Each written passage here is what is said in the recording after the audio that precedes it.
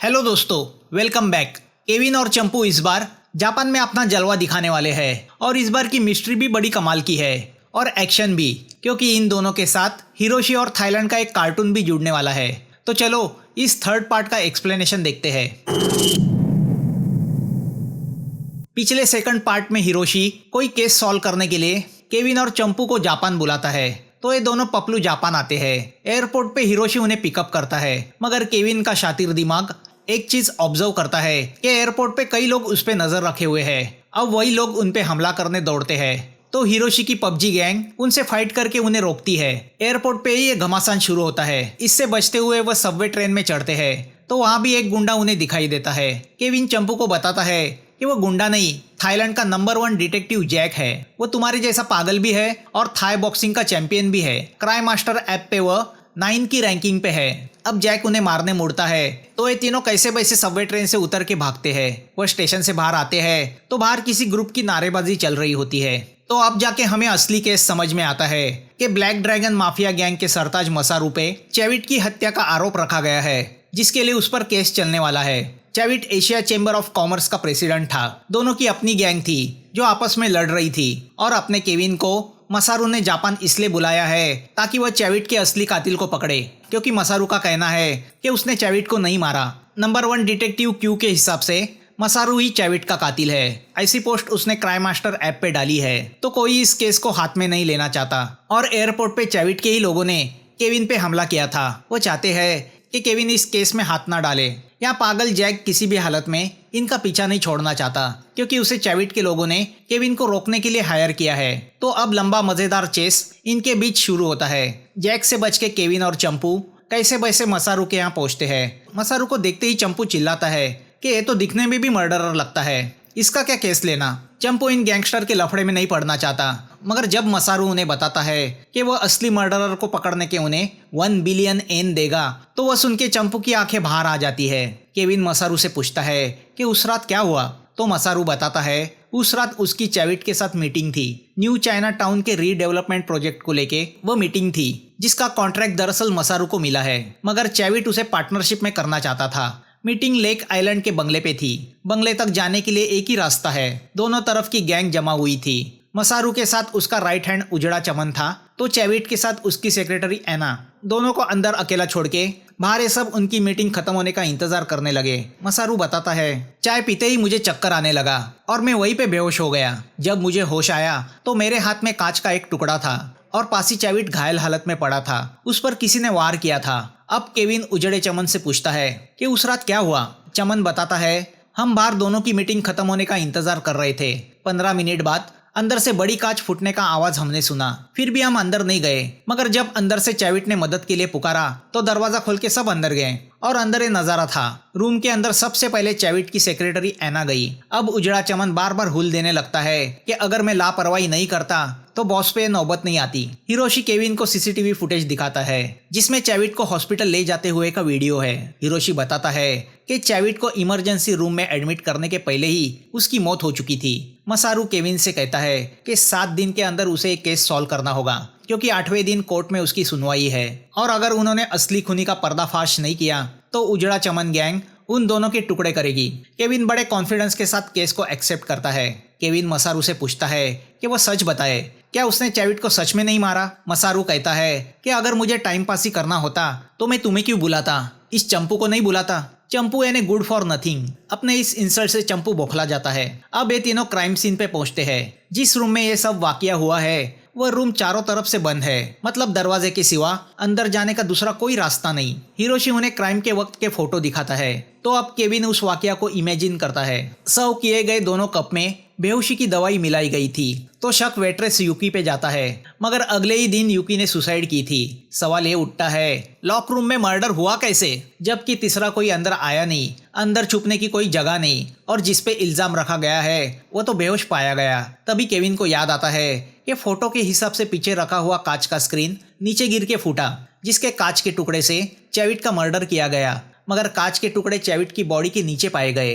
तो कुछ टुकड़े मसारू के बॉडी के ऊपर पाए गए। मतलब जब स्क्रीन टूटा तब मसारू बेहोश था और चैविट होश में था। हो सकता है चैविट ने स्क्रीन को तोड़ा होगा। अगर चैविट ने ऐसा किया है तो क्या उसी ने खुद को मारा है, जो पॉसिबल है ही नहीं, और तीसरे की तो कोई गुंजाइश है ही नहीं। चाइना टाउन के डेवलपमेंट को लेके दोनों में अनबन थी, मगर ऑलरेडी कॉन्ट्रैक्ट अगर मसारू को मिला है तो वह चैविट को क्यों मारने लगा? मर्डर का मोटिव भी तो होना चाहिए। तो अब चंपू अपना फेंग शुई कांटा निकालता है। वह कांटा टेबल पे रखे एक वास की ओर इशारा करता है। मर्डर के बाद वास की पोजीशन को देख के केविन इस नतीजे पे पहुंचता है कि मसारू ने वह वास चैविट के सर पे मारा होगा। अगर ऐसा है तो चैविट की लाश के सर पे घाव के हल्के निशान जरूर होंगे। तभी वहां पे ऐना आती है। उसे देख के अपना दिल फेंक चंपू उस पे फिदा हो जाता है। ऐना उन्हें बताती है कि चैविट उसे पिता की तरह था। वह दावे के साथ कहती है कि चैविट को मसारू ने ही मारा है, क्योंकि जब वह अंदर गई तो मसारू के हाथ में कांच का नुकीला टुकड़ा था। वह खुद घायल हालत में चैविट को हॉस्पिटल लेके गई। मरने के पहले कार में चैविट ने मसारू का ही नाम लिया था। ऐना ये भी बताती है कि उस रात मीटिंग के पहले मसारू ने उसे छेड़ने की भी कोशिश की थी। अब ऐना चंपू से पूछती है कि वह पैसे के लिए किसी गुंडे का साथ देगा या उसका साथ देके मसारू को फांसी दिलाएगा। तो अब चमड़ी चंपू पलटी मारता है और पार्टी बदलता है। वह ऐना को साथ देने का प्रॉमिस करता है। वह उसे वास दिखा के कहता है कि अब उसके पास मसारू को फांसी दिलाने का सबूत भी है। तभी पीछे से जैक आके उससे वह वास छीन लेता है। तो पीछे से पुलिस चीफ तनाका आता है और जैक से वह वास ले लेता है। तनाका वैसे भी कब से मसारू को पकड़ना चाहता था। वह उनसे कहता है कि चाइनीज, जापानीज और थाई डिटेक्टिव मिलके भी एक केस सॉल्व नहीं कर सकते। क्राइम मास्टर तो बच्चों का ऐप है, असली डिटेक्टिव तो पुलिस होती है। तो अब केविन, चंपू और हिरोशी मॉर्ग में जाके चैविट की डेड बॉडी चेक करने का फैसला करते हैं। चंपू पहले ही इनसे कहता है कि इस बार वो लड़की का ड्रेस नहीं पहनेगा। केविन उससे कहता है कि इस बार उसे लड़की नहीं, मुर्दे का रोल करना है। तो अब चंपू को डेड बॉडी बना के डॉक्टर के भेस में हॉस्पिटल पहुंचते हैं। चंपू का चेहरा देख के नर्स भी बोलती है कि इतनी बदसूरत लाश मैंने आज तक कभी नहीं देखी। अब वह मॉर्ग के अंदर जाके चैविट की लाश निकाल के चेक करने जाते ही है कि तभी वहां पुलिस चीफ तनाका आता है। तो अब गड़बड़ी में ये लोग चैविट के बदले चंपू को फ्रीजर में डालते हैं और पास ही डेड बॉडी बन के सो जाते हैं। किस्मत से वह बच जाते हैं। तनाका जाता है तो जैक अपने एक साथी को लाश बना के वहां लेके आता है। वह चंपू को चैविट समझ के अपने साथ ले जाने लगता है। तो रास्ते में उन्हें एक नर्स रोक लेती है। जैक उस नर्स को बेहोश करके फ्रीजर रैक में डालता है। जैसे ही वह निकलते हैं उजड़ा चमन आ जाता है। चमन उस नर्स को चैविट समझ के स्ट्रेचर पे डाल के ले जाने लगता है। अब चमन, जैक और तनाका तीनों एक ही लिफ्ट में घुस जाते हैं। जैक के स्ट्रेचर पे चंपू होता है तो चमन के स्ट्रेचर पे नर्स, मगर लिफ्ट में चंपू और नर्स उठ जाते हैं। तो डर के मारे बड़ा हंगामा होता है। यहाँ मॉर्ग में केविन और हिरोशी चैविट की लाश को चेक करते हैं तो उन्हें चैविट के सर के पास वास मारने से बना हुआ घाव दिखाई देता है, जो इतना जानलेवा नहीं है। पेट पे ग्लास के टुकड़े से किया गया घाव ही जानलेवा होता है। मतलब साफ है मसारू ही कातिल है। तभी उन्हें चैविट के हाथ पे बना इंजेक्शन का एक निशान दिखाई देता है। वो क्या है उनके समझ में नहीं आता। तो वह ऐना से मिलने का फैसला करते हैं। तभी न्यूज आती है कि मसारू को अरेस्ट किया गया है। ये तीनों ऐना के घर पहुंचते हैं तो पता चलता है कि किसी ने ऐना को किडनैप किया है। तभी जैक भी वहां पहुंचता है। सब आपस में इस बात को लेके झगड़ते हैं कि ऐना कहाँ है। केविन उनसे कहता है कि शायद ऐना के पास इस केस के सीक्रेट की चाबी है, इसीलिए उसे किडनैप किया गया। तो अब कॉरिडोर के कैमरा को चेक किया जाता है, जिसमें एक मास्कमैन बेहोश ऐना को लेके जाते हुए दिखाई देता है। तो पार्किंग के कैमरा से उस किडनैपर की कार का नंबर मिलता है। नंबर से पता चलता है कि वह कार अकीरा नाम के एक सीरियल किलर की है, जो एक दुराचारी ब्रूटल किलर है। वह सुन के दिल फेंक चंपू रोने लगता है कि उसकी ऐना का अब क्या होगा। अब ये चारों पपलू अकीरा के अड्डे पे जाते हैं तो वहाँ डिस्प्ले पे अकीरा ने इन लोगों के लिए एक गेम रखा होता है। गेम दरअसल एक पहेली होती है। हिरोशी और जैक तो हार जाते हैं, मगर केविन जीत जाता है। गेम के जरिए अकीरा उनसे कहता है कि 3 राउंड पास करो और ऐना को हासिल करो और 10 बजे तक 300 मिलियन रेडी रखो। वो रुपए लेके कहाँ आना है वो कार्निवल में पहुंचने पर पता चलेगा। केविन, चंपू और जैक इन 3 फटीचरों के पास इतने पैसे तो होते नहीं है, तो हिरोशी पैसे अरेंज करता है। अब ये चारों हीरो लोग पैसे लेके निकल पड़ते हैं और अतरंगी कॉस्ट्यूम पहन के कार्निवल में पहुंच जाते हैं। किडनैपर उनसे कहता है कि तीनों को 3 टेस्ट देनी होगी। जो टेस्ट में पास होगा उसे वह ऐना का पता देगा। वो तीनों को अलग अलग जगह बुलाता है। जल्दी पहुंचने के चक्कर में केविन और चंपू सबवे ट्रेन पकड़ लेते हैं तो जैक स्पीड बोट, मगर देड़शाना हिरोशी हेलीकॉप्टर से जाने लगता है। तो किडनैपर उसे डिस्क्वालीफाई कर देता है। केविन और जैक दोनों बताई गई जगह पे पहुंच जाते हैं। केविन और चंपू को सुमो पहलवान से सामना करना है तो जैक को केंडो वॉरियर से, केंडो यानी बाम्बू स्वॉर्ड से फाइट करने वाले वॉरियर। जैक पहले तो जोश से उनसे लड़ता है, मगर उनकी तादाद बढ़ती जाती है तो बेचारा उनके हाथ से बहुत मार खाता है। इन शॉर्ट वह टेस्ट में हार जाता है तो कंपटीशन से भी बाहर हो जाता है। यहाँ जाड़े सुमो को देख के केविन चंपू से कहता है कि भाई इसे तो तुम्हें ही हैंडल करना होगा। चंपू जोश में जाता है मगर पहलवान चंपू को कपड़े की तरह धोता है। केविन चंपू से कहता है कि उस पहलवान का एक पैर कमजोर है, वो दूसरे पैर पे जोर दे के खड़ा होता है, तो उसके उस कमजोर पैर पे वार करो। तो अब चंपू पहलवान के उसी पैर पे किक मार के उसे ढेर कर देता है और टेस्ट को पास करता है। अब अगली टेस्ट के लिए किडनैपर उन्हें शिबुया स्क्वायर बुलाता है जो दुनिया की सबसे भीड़ वाली जगह है। वो केविन से कहता है कि जैसे ही सिग्नल ऑन होगा लोग क्रॉस करेंगे। तो कितने लोग क्रॉस कर रहे हैं ये गिन के बताओ, जो कि इम्पॉसिबल होता है। केविन अपना तेज दिमाग इस्तेमाल करके भीड़ को स्कैन तो करता है मगर फिर भी फेल होता है। तो किडनैपर उसे और एक मौका देता है। अब केविन अपना शातिर दिमाग चलाता है। वह डबल डेकर बस में चढ़ के अपने बैग में रखे $1,000,000 भीड़ में उछालता है। पैसे देख के लोग क्रॉस करना छोड़ के नोट जमा करने में लग जाते हैं। जाहिर है एक आदमी भी रास्ता क्रॉस नहीं करता, तो क्रॉस करने वालों का आंकड़ा अब 0 आता है। मतलब केविन इस टेस्ट को पास कर देता है। अब किडनैपर केविन से कहता है आज के दिन में मैंने तुम्हें टेस्ट देने की चक्कर में जिस रूट पे घुमाया है वह रूट मैप में देखा जाए तो एक अल्फाबेट बनता है। जापान में एक ही ऐसी जगह है जिसमें वह अल्फाबेट यूज होता है, उसी जगह आ जाओ। केविन आज का उसके पूरे दिन का रूट मैप पे देखता है तो क्यू अल्फाबेट बनता है और क्यू वाली एक ही जगह जापान में है, क्यू पैलेस, जो एक अंडरग्राउंड जगह है। केविन चंपू के साथ वहां पहुंचता है तो वहां नीचे पानी के एक बड़े कुएं में एना को बांधा होता है। चंपू एना को बचाने नीचे भागता है तो अब केविन के सामने वो सीरियल किलर अकीरा आता है। अकीरा को देखते ही केविन समझ जाता है कि उस किलर में इतनी अकल है नहीं कि वो ये ब्रिलियंट खेल खेले। इसके पीछे जरूर किसी शातिर दिमाग का हाथ है। अकीरा उसे अपने चेस्ट पे बांधा हुआ एक स्विच दिखाता है जिसमें काउंटडाउन वॉच लगा है। अब नीचे कुएं में पानी भरना शुरू होता है। अकीरा बताता है कि उस वॉच पे जैसे ही 0 होगा कुआं पूरी तरह से भर जाएगा और एना डूब के मर जाएगी। वो वॉच उसके हार्ट से जुड़ा हुआ है। अगर मेरा हार्ट बंद हुआ तो नीचे एना को बांधे हुए कुएं में पानी भरना बंद होगा। तो अगर उसे बचाना है तो तुम्हें मुझे मारना होगा। तभी हिरोशी तनाका के साथ वहां पहुंचता है। मासूम एना को बचाने के लिए केविन अकीरा को नीचे पुश करता है। जैसे ही नीचे गिर के अकीरा मर जाता है कुएं में पानी भरना बंद हो जाता है। अकीरा के मर्डर के जुर्म में केविन को अरेस्ट किया जाता है। बेचारा चंपू अकेला पड़ जाता है। ऐसी हालत में कोई उसकी मदद तक करने को तैयार नहीं। यहाँ जेल जाते हुए भी केविन एना से पूछता है कि चैविट के हाथ पे इंजेक्शन का वो निशान क्या था, मगर एना को पता नहीं। वो जाते हुए एना से कहता है कि जापानीज होने के बावजूद तुम्हारी चाइनीज काफी अच्छी है। दूसरे दिन हिरोशी चंपू से कहता है कि केविन के केस को हैंडल कर रही प्रोसिक्यूटर नैन्सी बहुत सख्त है और सभी ने केविन को अकीरा को पुश करते हुए देखा है तो उसका बचना नामुमकिन है। ऊपर से ब्लैक ड्रैगन के लोग उसे ढूंढ रहे हैं तो बेहतर है वो बैंकॉक लौट जाए। हिरोशी उसे बोट की टिकट देता है। चंपू एक घटिया बोट से बैंकॉक लौटता है और वहाँ उसकी मुलाकात सोनी से होती है, वही पहले पार्ट वाली ब्रिलियंट किलर। वो चंपू से कहती है कि केविन ने अकीरा को नहीं मारा, धक्का देके किसी को मारना और खुद गिर के मरना अलग रिजल्ट दिखाता है, तो उसे परखो और समझो। यहाँ जैक भी किसी चीज की तलाश में चाइना के सुई हुआ शहर आता है। यहाँ लॉकअप में भी केविन का दिमाग मर्डर मिस्ट्री को सुलझाने में लगा है। केविन का दिमाग चैविट के मर्डर की सब पॉसिबिलिटी सोच के देखता है। ग्लास को मसारू के बेहोश होने के बाद तोड़ा गया और उसी एक ग्लास के टुकड़े से चैविट को मारा गया। अब वह इस नतीजे पे आ जाता है कि या तो मर्डर मसारू ने किया है या चैविट ने खुद को मारा है। तभी लॉकअप में उससे मिलने तनाका आता है। वो उससे कहता है कि इतने जीनियस होने के बावजूद आज तुम जेल में हो। केविन उससे कहता है कि मैप के क्यू अक्षर से मैं जान गया था इस सब के पीछे क्यू है और क्यू तुम हो ना। अब आप सोचेंगे पिछले पार्ट में क्यू सॉन्ग था तो अब तनाका कैसे हुआ। तो तनाका उससे कहता है कि क्यू कोई एक शख्स नहीं, क्यू जीनियस लोगों का एक ग्रुप है जिसमें मैं और सॉन्ग जैसे कई लोग हैं। तुम्हें हमारे ग्रुप में शामिल करने के लिए हमने ये चाल चली और अकीरा के मर्डर में तुम्हें फंसाया। तो यहाँ पता चलता है कि केविन ने अकीरा को नीचे पुश किया ही नहीं था बल्कि अकीरा खुद ही गिरा था।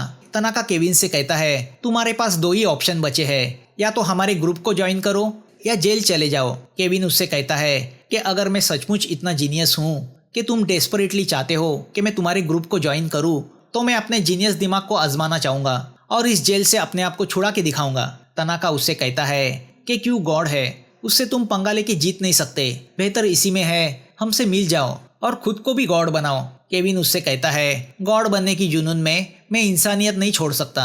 अगर अकल का सामना अकल से है तो देखते हैं कौन असली जीनियस है। तनाका उससे कहता है कि अगर इस बंद जेल से तुम्हें बाहर जाना है तो तुम्हें लाश ही बनना होगा। उसकी बातें सुनकर केविन के दिमाग में कुछ स्ट्राइक होता है।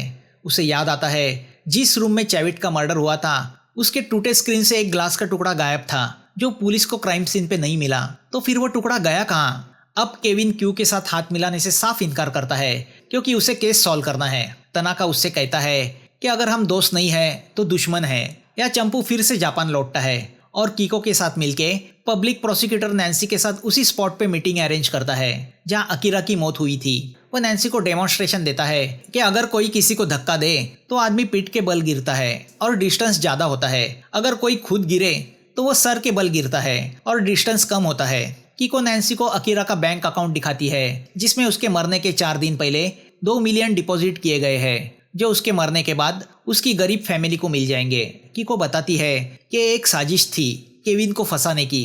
तो अब हिरोशी बताता है कि किडनैपर को पकड़ने के लिए हम चारों ने अपने हाथ पे फ्लोरोसेंट ट्रैकिंग पाउडर लगाई थी जो अल्ट्रावायलेट लाइट में दिखती है और जो अभी भी केविन के हाथ पे लगी होगी। अगर केविन ने पुश करने के लिए अकीरा को छुआ होगा तो वह पाउडर अकीरा के कपड़े पे जरूर लगेगी, मगर ऑटोप्सी से पता चला है कि ऐसी कोई पाउडर अकीरा के कपड़े पे या शरीर पे नहीं पाई गई। मतलब साफ है केविन ने अकीरा को छुआ तक नहीं था, खुद अकीरा ने अपने आप को नीचे धकेल दिया था। तो अब नैन्सी केविन को जेल से बरी करती है। जेल से छुट्टे ही सब तनाका के ऑफिस जाते हैं, मगर तनाका भाग चुका है। हिरोशी बताता है कि चैविट मर्डर केस की ट्रायल 1 बजे शुरू होगी, उसके पहले हमें सबूत इकट्ठा करने होंगे। केविन कहता है कि एक बड़ा सबूत तो चैविट की कार में ही है और उस कार को पुलिस ने मर्डर इंसिडेंट के बाद जब्त किया है। यहाँ कोर्ट के बाहर दोनों गुटों के बीच नारेबाजी शुरू होती है। केविन और चंपू कार से जा रहे होते हैं कि एक ट्रक उनकी कार को टक्कर मारता है और चैविट के लोग उन्हें मारने दौड़ते हैं। केविन चंपू को वो सबूत हासिल करने आगे भेजता है और खुद इन गुंडों से मुकाबला करने मुड़ता है कि तभी उसे बचाने हिरोशी की पबजी गैंग आती है। यहाँ कोर्ट में केस शुरू होता है तो चंपू चैविट की कार से वो सबूत हासिल करता है कि तभी उजड़ा चमन गैंग के साथ वहां पहुंचता है। चंपू उनसे बचते हुए कोर्ट की तरफ भागने लगता है। एक मजेदार फाइट शुरू होती है। अपना चंपू भी उंगली करके चैविट के लोगों को चमन के लोगों के साथ भिड़ा देता है। यहाँ हिरोशी डेस्परेटली कोर्ट में केविन और चंपू का इंतजार कर रहा है। बिना सबूतों के चलते मसारू पे चैविट के मर्डर का इल्जाम साबित हो जाता है। तभी केविन कोर्ट में पहुंचता है। अब केविन अपनी दलील पेश करता है। वो कोर्ट को बताता है कि जहां मर्डर हुआ उस लॉक रूम में सिर्फ 2 ही लोग थे, मसारू और चैविट। एक मर गया है तो दूसरा कोर्ट के कटघरे में बैठा है। बाहर खड़े लोगों ने रूम में ग्लास के फूटने की आवाज सुनी और चैविट के चिल्लाने की, मगर क्राइम सीन के फोटो से पता चलता है कि ग्लास के टुकड़े मसारू के शरीर के नीचे नहीं ऊपर पाए गए। इसका मतलब है ग्लास फूटने के पहले वो बेहोश हुआ। अगर ऐसा है तो वह ग्लास के टुकड़े से चैविट को कैसे मार सकता है? तो अगर मसारू ने नहीं मारा तो चैविट ने खुद को मारा है। केविन बताता है कि उस रात चैविट ने दोनों कप में बेहोशी की दवा मिलाई थी, मगर चैविट ने चाय नहीं पी। किसी बात पे मिसारू गुस्सा हुआ और उसने वहां रखा वास चैविट के सर पे मार दिया, मगर तभी दवा की वजह से वो बेहोश होकर नीचे गिरा। फिर प्लान के हिसाब से चैविट ने वो कांच का स्क्रीन नीचे गिरा के तोड़ डाला और उसी में से एक टुकड़ा उठा के हल्के हाथों से अपने पेट पे वार किया जो जानलेवा नहीं था।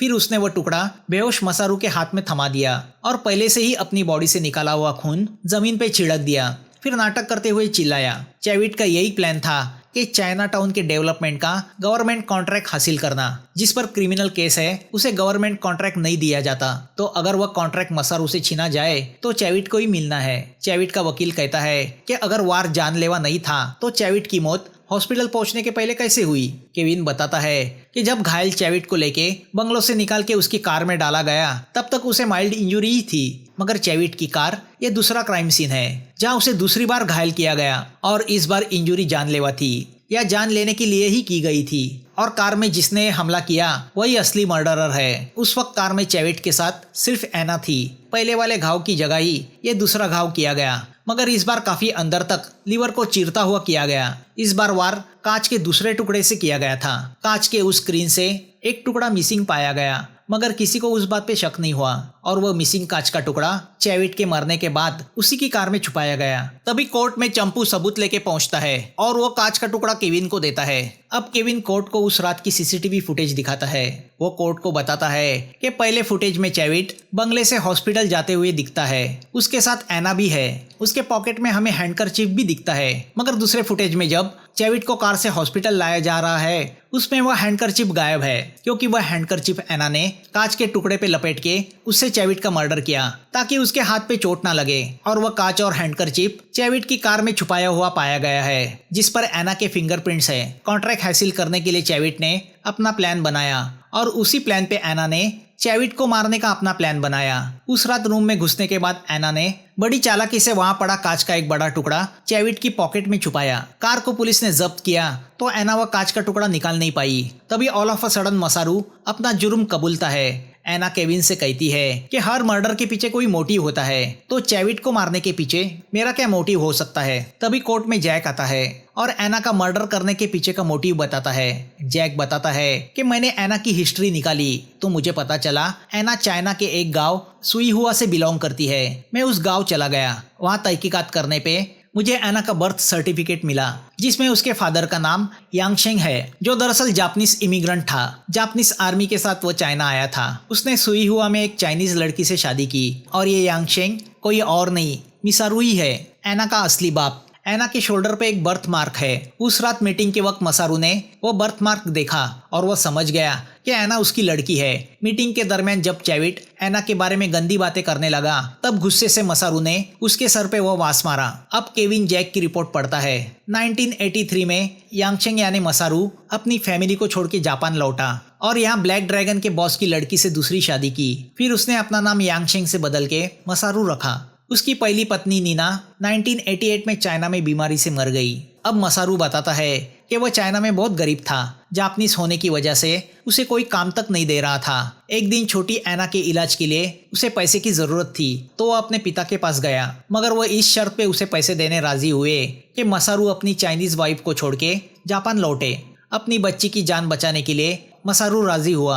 एना बताती है कि मसारू के जापान लौटने के बाद मेरी और माँ की हालत यहाँ बदतर हो गई। थोड़े से खाने के लिए भी मेरी माँ को लोगों का बिस्तर गर्म करना पड़ा। हर पल वो मर रही थी, वो जी रही थी सिर्फ मेरे लिए, खुद भूखी रह के मुझे खिलाती रही। आखिर में भूखमारी की वजह से वो बीमार हुई और बिना इलाज के मर गई। मैं अनाथ आश्रम में पली बड़ी और एक दिन इंतकाम की आग दिल में रख के जापान आई। जिस बाप ने मुझे और मेरी माँ को कूड़ा कचरा समझ के फेंक दिया उससे मैं बदला लेना चाहती थी। मैंने मसारू के दुश्मन चैविट की नौकरी पकड़ ली। उस गंदे शख्स को बर्दाश्त किया सिर्फ इसलिए कि मैं अपना बदला पूरा कर सकूं और उस रात मुझे वो मौका मिला। एना का बयान सुन के जज केस को नए सिरे से चलाने का फैसला करती है। एना को अरेस्ट किया जाता है। केस को सक्सेसफुली सॉल्व करने की वजह से चंपू और केविन को 1 बिलियन येन मिलते हैं, जो वह जैक और हिरोशी के साथ शेयर करते हैं। अब ये सेलिब्रेट करने जा रहे होते हैं कि तभी चंपू केविन को बताता है कि किसी ने उसे एक गिफ्ट भेजी है। वो एक ब्रेसलेट होता है। वो ब्रेसलेट क्यू शेप में होता है। वह देख के केविन शॉक होता है। यहाँ कहीं दूर किसी जगह क्यू के मेंबर की मीटिंग चल रही होती है जिसमें तनाका, सॉन्ग और सोनी भी है। सब मेंबर केविन के ज्वाइन न करने से नाराज है सिवाय उनके लीडर के। और आपको पता है इस ग्रुप का लीडर कौन है? अरे अपना एंडी। तो केविन की खाली कुर्सी पे कौन बैठने वाला है ये तो अगले पार्ट में ही पता चलेगा। शायद अगले पार्ट में केविन की गैंग और क्यू की गैंग के बीच मुकाबला देखने मिलेगा। दोस्तों, एक्सप्लेनेशन अच्छा लगा हो तो लाइक, शेयर और सब्सक्राइब करना मत भूलना। फिर मिलेंगे नई मूवी के साथ। Thanks for watching.